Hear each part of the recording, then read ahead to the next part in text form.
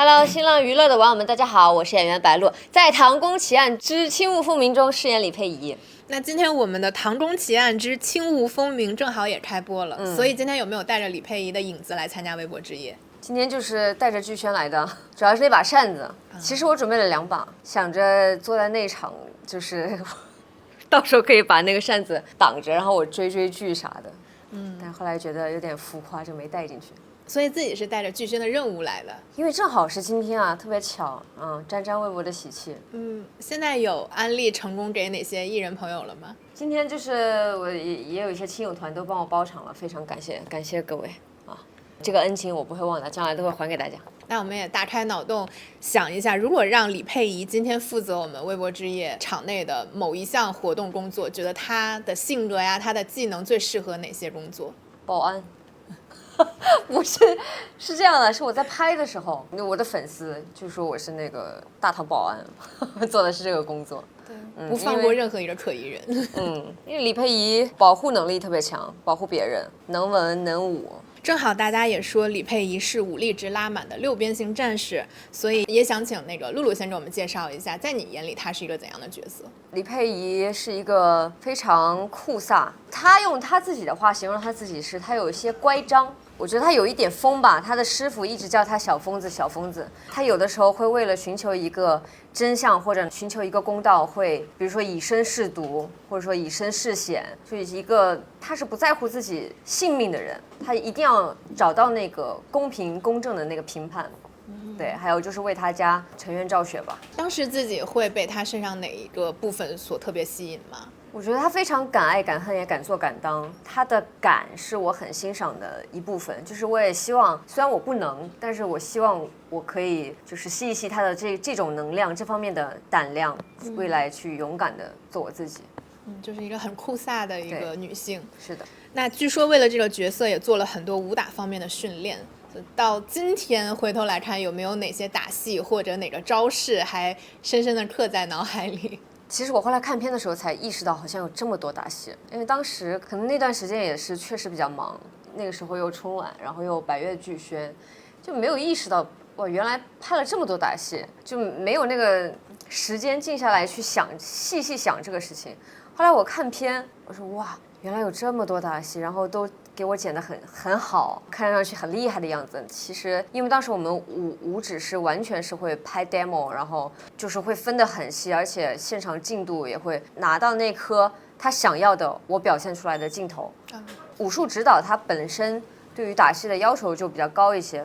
那后来我看到片子的时候，我就意识到哇，真的原来这么精益求精，是想要拿出更好的效果。因为打戏很多，不知道这一部算不算是拍过最累的？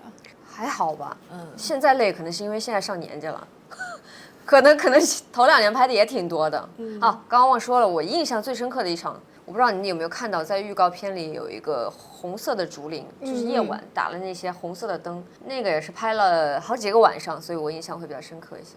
也是精益求精，抓那种最理想的画面。对，那场戏的氛围感是很到位的。那有没有除此之外还有哪些挑战？我觉得台词吧，但其实我的台词在主演里面还不算是最难的，就是男主王星越他的台词是最难的，因为他是一个新官，他有很多星象的东西，就是听都没有听过的词汇，然后他去找，有的注解可能也很难找到，他每天要去就是要搜，然后要理解，然后要背。但有的时候其实我们遇到一些很复杂的，比如说解说啊之类的东西，也会有很多比较难背的文言文吧，而且我们不是那么白话的，还是比较古的。那提到了王星越，在之前媒体开片会上的时候，编剧老师也跟媒体们先前介绍了，说这次白鹿和王星越剧里的搭档是一文一武，一动一静。然后不知道露露本人怎么看这个搭档的关系？剧里就是一直说，我还一直问王星越呢，我说你是一个不会武功的人，可是你为什么会骑马？就你马倒骑得挺溜的，然后一到武功他就不会了。每次就是我去保护他，但是他有一个反差吧，就是前期可能就都是佩仪在保护肖怀瑾，那后期肖怀瑾就是也会像一个男人一样站出来说，我会在后面替你兜住所有。他也以自己的能力，不能剧透太多，但是他干了一件很牛的事儿，救下了佩仪。那剧中的这个 CP 的各自的担当和现实生活中大家私底下的样子是一致的吗？我应该是还挺像的，他就不一致了吧？他只能说是两毛两样了。因为我们在看片的时候有一个特别印象深刻的细节，就是那个时候是佩仪和萧怀瑾一起骑马，但是佩仪在御马，然后看片的时候就所有人都在笑了，然后就想问一下露露这一段有没有什么拍摄幕后跟大家分享？哪一个御马？就是你带着他骑马，他坐在你前面。我以为我们俩都会挺害怕的，但是还好，因为那条街它其实挺短的，然后我们就骑了一段，然后就停下了。关键是我坐在他背后，我当时往他背后一坐，我说我怎么比你小这么多？就我很小一只在他背后，然后但是是他在我怀里，对吧？对，是的，大家都说那一段非常女 A 男欧，然后李佩仪完全在保护萧怀瑾，非常娇小的感觉，她在你前面。对，前期是这样的。你看片了？看了看，好看吗？好看，真的吗？尤其喜欢那个唐宫的风景，那个大景色。谢谢。所以我们网友们也多多的赶紧点开来看一看我们新的剧集《唐宫奇案之轻雾风鸣》。对，再打一个扣。那其实这次好友周深也献唱了 OST 迷宫嘛，要不然第一时间也给我们安利一下，就深深的嗓音和我们这个剧的 OST 适配嘛。哇塞！因为他当时你知道，因为我很关心唐宫嘛，我就问那个制片人，我说，姐，咱们现在有什么 OST 可以让我提前就让我听一听？然后他就把那些做完的、录完的都让我听了。他说还差一首深深的歌，他说你可以期待一下。我也忍不住，我就去问深深，我说你录完了，你录的是啥歌呀？我说好听吗？他说很难唱。然后我说哦，那我期待一下。然后再隔了几天，我听到成品以后，我就去又给深深发了条微信，我说你辛苦了。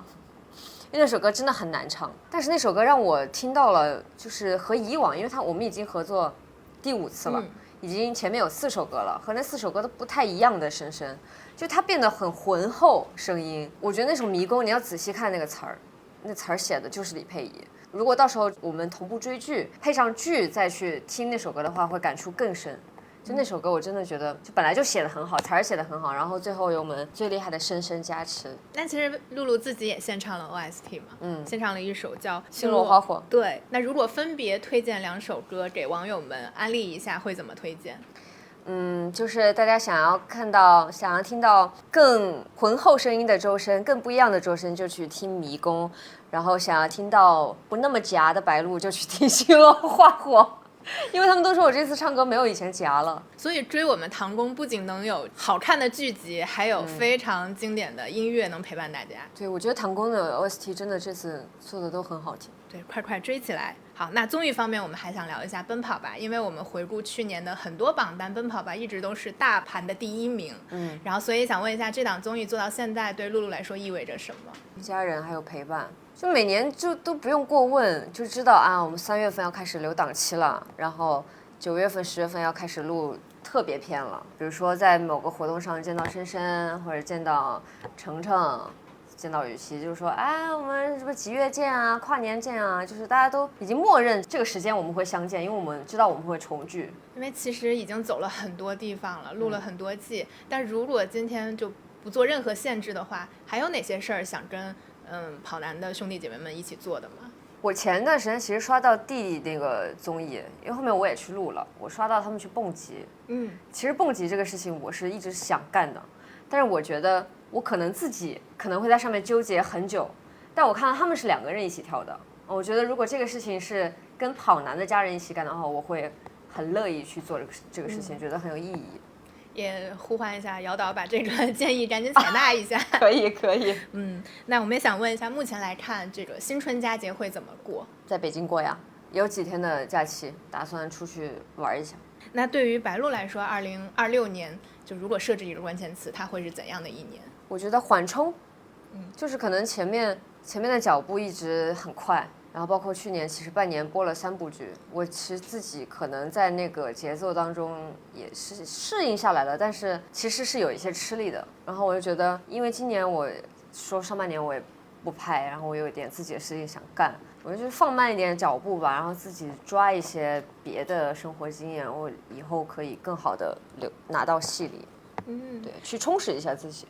那如果有一天完全属于自己的时间，就是此刻的白鹿会怎么安排？我应该就是躺着，或者就约朋友出去吃个饭啥的，聊会儿天。一天能干啥呀？因为我们上一次聊好像就说露露说要休假什么的嘛，其实已经实现了，对吧？对，小休假是有的。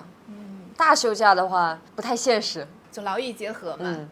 那最后也请露露用家乡话为我们微博的网友们送上新春祝福，然后再安利一把我们唐宫。对，大家好，我是宝露祝大家新年快乐，身体健康，平平的开开心心。然后祝大家2020年马到成功，主要是一定要身体健康，真的身体健康是最重要的，开心，身体健康。谢谢露露，也记得看我们的唐中奇案。哦，我还没安利唐宫奇案，对，这视频播的时候已经播了，然后就希望大家多多支持吧。